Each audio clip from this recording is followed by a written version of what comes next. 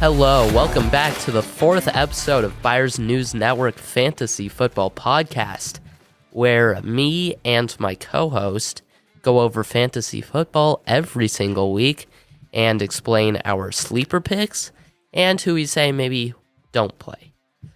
Today, however, our co-host that we usually have, Mr. B, is not with us, unfortunately, but we do have a guest. Introduce yourself. Hello, I'm Andrew. Just the best overall. You know what I mean? Sure. We'll go with that. Yeah. So we'll get started, I suppose. Who was your sleeper quarterback for this week? For this week, my sleeper is Tom Brady because he actually has a receiving core. He gets all of his, he's got all of his receivers back. Russell Gage is healthy. Mike Evans is healthy. Godwin's healthy. The only ones he's missing is Julio Jones. His tight end has been playing amazing too and getting open, running routes. He's a great slot receiver too.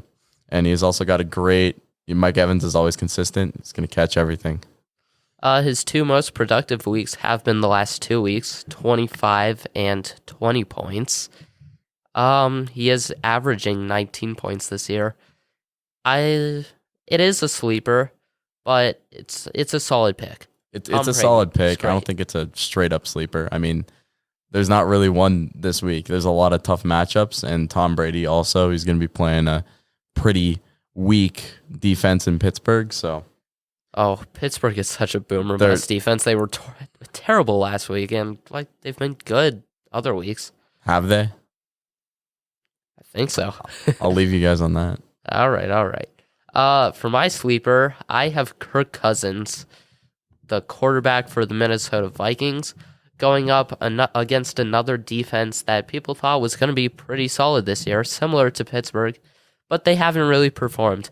And that defense is the Miami Dolphins. I'm not sure what's going on with them. They've been relying a lot on their offensive ability, and their defense has not been helping them very much. And I think that will help Kirk Cousins get in a little bit of stride. And that's not even to mention the Justin Jeffersons that they have. They got Adam Thielen. They got Dalvin Cook out of the backfield. Also Alexander Madison. Really solid offense. Dalvin Cook is one of the best check down receivers in the entire league. He's always consistent when he touches the ball. Also, Miami just gave up 40 points to the Jets, of all people, and then you put them up against this Minnesota offense, which is, people have been making cases that they're the best in the league next to the Eagles. This is going to be a very good game for the Vikings, and they're going to put up a lot of points, especially if Justin Jefferson just keeps burning receivers like he's always been doing. That's what I would hope. And also, I don't think that the Minnesota wide receivers drop quite as many passes as the Broncos have. Golly. They've been... It has been bad. Oof. But there's your guy, if you need a guy. Kirk Cousins.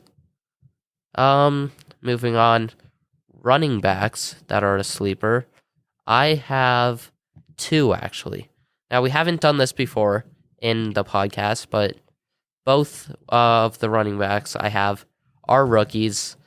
And, again, there are multiple, which has not happened in a podcast so far. So this might take a little bit long. But they are Breece Hall and Kenneth Walker. First of all, Breece Hall is a pretty simple one. For the Jets offense with Zach Wilson has been looking really solid, and Breece Hall in general has looked really solid. Every single week so far this year, he has gotten more fantasy points than the week prior, and last week he had 27 points, so I don't know. Is this week a 30-point week? I mean, it might be. I mean, they're also going they've got a very, very, very good, consistent, output with Breece Hall. They're going against Green Bay. Mediocre defense. Yeah, mediocre defense, kind of like Miami has been this year. Miami, was a pretty mediocre defense, and he put up 27. Half of those might have been touchdowns, but also name three receivers from the Jets. They're always going to go. Breece Hall is probably going to be their number one guy, and he's also going to be a very good, check down for Zach Wilson to get those couple extra yards, those couple extra receptions, get you some extra fantasy points. Right. He's also been averaging 16.4, so that's very good in most leagues. And he has 2 games this year where he has 6 receptions, so really good. And also, last week he had 100 receiving yards and 97 rush yards. Could this week be the week where maybe he goes 100 and 100, both on rushing and receiving? We'll see. I don't know. My next pick on running backs, because I did say I have two, was Kenneth Walker, the Seattle running back. And their other running back, Rashad Penny, yes. You're welcome. Yeah, I needed that. Rashad Penny, he's been hurt. He's hurt, out for the season. Kenneth Walker, who I actually think is better than Rashad Penny because he's got a little bit more of a receiving touch to his game than Rashad Penny. So Kenneth Walker, I think this is the week that he takes that jump into starting role. I mean, he hasn't seen any production lately, and he's seen absolutely nothing with Rashad Penny taking most of the snaps, taking most of the drives from him. The few drives that he has had, he's been looked actually pretty good. But now, ESPN only has him at 11.5 points, which is extremely low. And I think the way Seattle relies on their run game, I mean, as well as Geno has been playing, Geno can't do everything. DK Metcalf and Tyler Lockett have also been playing amazing. But against, a semi all right defense in Arizona, it's not the easiest matchup. Exactly. We'll say. Yeah. It's not the easiest matchup, but they're also going to rely on that, run game, because if the Seattle O-line does their job, Kenneth Walker can easily probably hit 100 yards. And one thing that Seattle has been good with for a long time is their O-line. Yep. It's one of their strengths. Who is your running back sleeper pick? My running back sleeper pick might get a little bit controversy because everyone's been saying, he's a top round pick in the draft. He's going to be one of the best guys out there, and he goes out and just has a terrible start to the season. And I think this is the week that Najee Harris turns it around. I think the Steelers have been putting way too much in the first few weeks. They put way too much emphasis on who's their quarter? Not Pickett. So they have. I mean, this week it is going to be Pickett, but the past weeks it's been Mitch Trubisky. Yeah, Trubisky. It's not a great they offense. trusted his arm so much, and they also trusted Claypool and Johnson, who have one of the most drop passes in the entire league. So this is the week I think they start going to the run game. They start going to Najee, and they start going to the backup, and they start running the ball more than actually passing it, especially against the Tampa Bay defense, which has a loaded secondary. Well, Najee only had 11 carries last week, so I would hope that would go up. But again, this is a Tampa Bay defense that is really solid against both the run and the pass. Second against the run. I don't know. This could be a tough matchup. It's definitely a tough matchup, and I do not. I mean, if you're betting on DraftKings, I do not bet for Pittsburgh to win this, but I do think Najee is going to get a lot of those, rushing yards, and he's also going to get a lot of those opportunities where they're going to send him out from the backfield, because that secondary in Tampa Bay is really good, and they're going to lock down all those top receivers. I think, yeah. I also want to mention something about this offense that's completely unrelated, but was really funny to me that happened earlier in the season, which was Chase Claypool. Do you remember what he said? Yep. I'm going to be a top 3 receiver this year. Oh, wow. That's turned out good for him. He's had nothing. This guy sucks. Anyways, we'll move on to wide receiver sleeper picks. Who were your picks? Because you had 2 of them as well. I also had 2. So for my wide receivers, my 2 wide receivers that I picked, first one was Rondale Moore. He has not been healthy. He's been having a lot of injury trouble in Arizona. And I think this is the week he comes back and actually plays really good. Quarterback Kyler Murray, definitely capable. He is going up against Seattle, who apparently is the 4th ranked defense against the pass. I'm not sure how correct that could be. But again, Rondale Moore is a solid player from last year, and he has one less option this year than he did last year in the wide receiver room in Arizona. Especially, because D-Hop's got that suspension. Rondale Moore is the number, 2 less because Christian Kirk is also gone. Christian Kirk is gone. I think he didn't get a lot of looks last year, but he's definitely a solid receiver. He's definitely a solid number 2. He also got 13 points last week against a very strong Philly defense, partially because Kyler Murray's been playing amazing. He's the only reason why, the Cardinals have done a lot this year in the Cardinals receiving room, especially in, Marquise Brown has put up 20 points a game. He's been amazing. Rondale Moore has always been injured, and now I think he's back. You see what he did against a very difficult defense. Yes. Now we dial the defense back, and Rondale Moore is going to get a lot more targets this game, and they're just going to look to him a lot more. He's probably going to get a lot more receiving yards, a lot more, like I said, keep saying looks. Sure, and I also want to mention that he has been, in the 2 weeks that he has played, involved in the run game. He has 1 and 2 carries. Yep. Sure, they are for negative yards, both of those, all of those carries.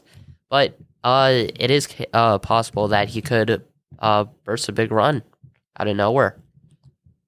Yeah, and the other receiver I picked is, another Steeler, even though I don't know, I chose a lot of Steelers this week. I just realized that.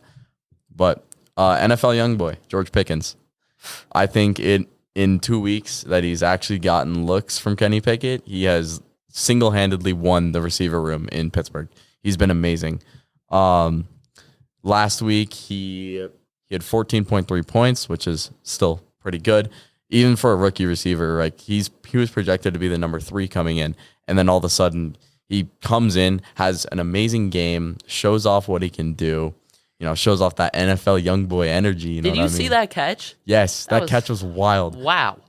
I'm also talking about the one in Cleveland too, the one they had on the sideline, that one hand. This guy's great. I mean, he can definitely be a number 1 wide receiver for this year, and I think he is Kenny Pickett's number 1 option. Oh, definitely. Because the 2 rookies, they're going to combine together. Chase Claypool has been god-awful, quote-unquote. I'm going to be number 3 in the league this year. That's not... Dude, Claypool is averaging like 6 points in fantasy. And Deontay Johnson continues to drop balls. Deontay Johnson has got butterfingers. Yeah, he but does. I think George Pickens won that number 1 wide receiving job. Definitely. Yes, it's going to cause a lot, harder corners, but that's something you can't deal with. He'll just throw him down like he did the last corner. Yeah. Let's go on to our do not starts for this week. Quarterback. Don't you have a wide receiver? I do have a wide receiver. You do. You're right. We'll cut this little part out. You hear that, Mr. B? We'll cut this part out. No, we won't. Yeah. So my wide receiver that I picked was Tyler Lockett. Seattle wide receiver. Geno Smith has been performing surprisingly well. I'm not sure where it came from. It's cool. I mean, I love to see Geno doing what he does. I don't know where it came from, but DK has been great this season. Tyler Lockett has been great this season. I think it's a pretty simple pick. I think that their offense will just continue rolling smoothly along. Yeah, and a lot of people said, Lockett isn't going to do very good this year because, Geno, they think he's a lower quarterback. He's not doing a lot more. But in reality, I mean, Lockett's still producing. He's still producing top-tier fantasy numbers, and he's position rank 8. He is, yes. Oh, wow. They've been producing. That's all you can say. There's not start him. You have to start him. He might win you your league. I would trade for him too. Maybe give up. Maybe. Oh, that's another guy I'm going to say later. We'll go to our do not starts. I have Russell Wilson. Okay, I'm a Broncos fan. I love Russell Wilson. He's a little bit cringy. I think it's funny. I love to laugh at people who are complaining about his cringiness. But Russell Wilson is injured. He flew out to LA to get injections or something. It doesn't sound good. There's a chance he doesn't play. It's not a good week to start him against a pretty solid Chargers defense. It sucks. It's Wilson. Everyone thought he was going to be amazing. Everyone thought he was going to be the key for Colorado. They needed that quarterback because they had Teddy Bridgewater last year, who did all right. He was supposed to be that guy. He was supposed to be the guy to say, "Yep, Broncos country, let's ride." Yeah, oh my god, no! But he was supposed to be the guy to come in and uplift this entire offense, and he's done absolutely nothing. I mean, partly because Nathaniel Hackett can't call a play, but Nathaniel Hackett's been part of the problem, and he won't let Russ show off his arm. But when Russ has shown off his arm, let Russ cook. Even when he has, he's passes over the head, passes behind him. Yeah. He's had terrible throwing accuracy, and you're trying to hit a guy like Cortland Sutton and Jerry Jeudy. Even the first touchdown of the year, Jerry Jeudy had to come back on a go route. Yep. and catch that. And he's still almost like Jerry Jeudy, he's just a tank. But like, And I think this is because of injury. So I would not say drop him. Oh, he's going to suck for the rest of the year. If the Broncos do decide to maybe rest him for a couple of weeks, let him heal up this injury, or you're not even supposed to throw a football for 4 weeks with this injury. And so they should rest him. They should let him get back to healthy, and I think he can still be that quarterback if they make the right decision. I think he'll be all right. I mean, if they have to start Brett Rippon for a couple games, maybe, but I don't know. You kind of have to play Russ because this is like a must-win game against the Chargers. This is the game that turns your season around here. If you pull this off, and if Russ actually does good, then Broncos are going to be on a skyrocket. We'll see. Who's your quarterback? My quarterback is Marcus Mariota, and I honestly think don't start him, guys. I told you this a couple weeks ago. Please, dude. Yeah, I don't know why you would start him. Honestly, like this is just the no brainer. Do not start. Probably one of the worst offenses in the entire league. Now with Cordell Patterson getting injured, it's not looking pretty for that Atlanta offense. I mean, I think we can keep this pick really quick, short, concise. He's not good. Okay. Yep. So we'll just go on to running backs, where we can have some more to say. I picked maybe a little bit of controversial one, as did you, I see. But I picked Kareem Hunt. Okay, this is a running back who has the chance to burst out for a big week, but no one knows when that big week might come, and I think it's not going to come this week. Nick Chubb is that other running back, and Nick Chubb is that main running back. Nick Chubb gets all the touchdowns, everywhere. Nick Chubb is averaging 22 points. Like we just have to say that he's getting almost every single drive. He's getting like 85% of the snaps in Cleveland for a good reason too, because you see him. I saw that in the offseason when he squatted, what was it, 605 or something like that. I was like, yeah, he's running back 2 in fantasy. He's running back 2. Fantasy. Who's ahead of him? Austin Eckler, who's just had 2 amazing weeks back to back. Yeah, that's my guy right there, Austin Eckler. And again, he is playing this New England defense, which is very good defense against the run. Against the run, yeah. But I also maybe not against the pass, but against the run for sure. Nick Chubb's the kind of guy that he's a power back, but he can also be an elusive back, and he can adapt to the situation, and that's how he picks up really big gains. Kareem Hunt, on the other hand, he's an all right running back. I mean, he just doesn't get the touches in Cleveland enough to justify a start. The only times that he's had good production are when he gets those touchdowns, which usually he doesn't. So I think we can move on with him. Don't start him. Who's your running back? My running back that I said was Clyde Edwards-Helaire. I honestly think that again, a little bit controversial. His entire offense has been around fluky touchdowns. His first couple weeks, he was amazing, and I had him on my team. He was amazing because he would just get those 20-point touches. He would just have touchdowns, right? He didn't get a lot of yards. He had barely any rushing yards, barely any checkdowns because Kelsey was out here getting 40 points a game or whatever it was. It was ridiculous. But he also, CH is entirely built around his touchdowns, and Kansas City. By the way, can't do that Buffalo anymore. defense as well. Yeah, Buffalo.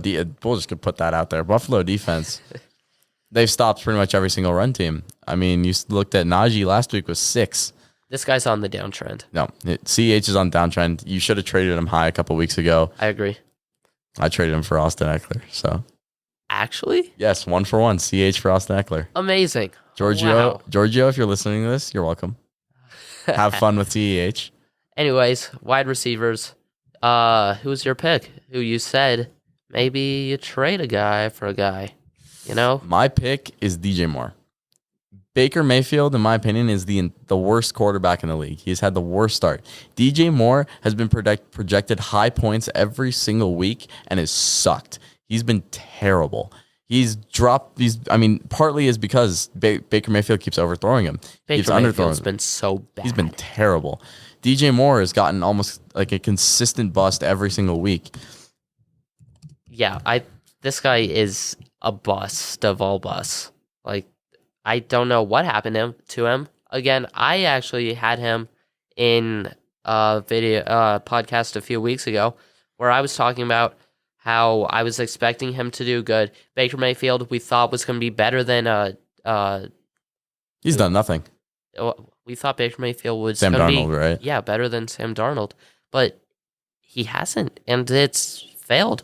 DJ Moore is position ranked 47. It's that, not good. He's the number one receiver in Carolina, and he's position ranked 27 or It's 47. bad, really bad. Yeah. Anyways, I had my wide receiver as Rashad Bateman. Now, Rashad Bateman actually is the number one wide receiver in Baltimore. So you're saying, oh, well, but number one, oh, well, get those catches. Yeah. Not really. One, he is coming off an injury where he did not play last week. So that could hurt him. Number two, I mean, it's Lamar Jackson. I don't think he has an amazing arm quite yet. He hasn't developed quite enough. He still is that running quarterback. They still do focus mostly around the run game. And I don't really like starting him. He does not have double-digit targets yet this season. No. Bateman, I mean, but also like that.